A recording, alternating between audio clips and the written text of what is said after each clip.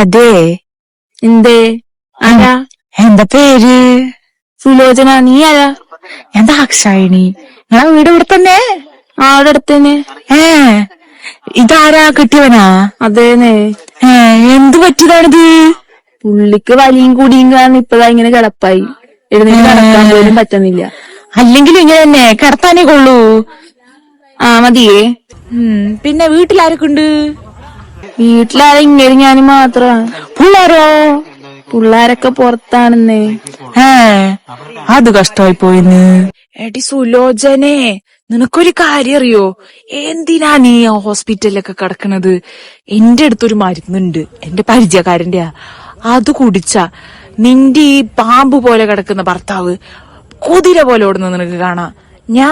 ഞാൻ പറഞ്ഞുതരാം. അല്ല വേണ്ട, ഞാൻ അത് കൊണ്ടുവരാം. നീ അത് കൊടുത്തോ. അത് കൊടുത്താ എന്തായാലും വ്യത്യാസം ഉണ്ടാവും. ഇതൊക്കെ കഴിച്ചിട്ട് എന്റെ കെട്ടിയോനൊന്നും പറ്റത്തില്ലല്ലോ അല്ലേ?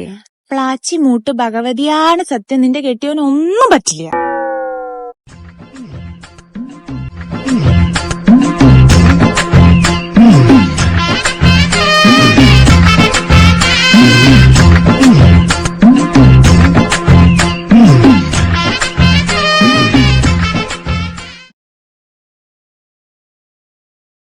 എന്റെ കർത്താവേ, ഒരു 10-40 കൊല്ലം കൂടി ജീവിക്കാനുള്ള ഈ ഡോക്ടർമാർ എന്തുവാണോ കുത്തിവെച്ച് കൊടുത്തേക്കുന്നത്? നാട്ടുകാരെ ഓടി വരണേ, എന്റെ കെട്ടിയോൻ ഇപ്പൊ ചാകുവേ. അയ്യോ.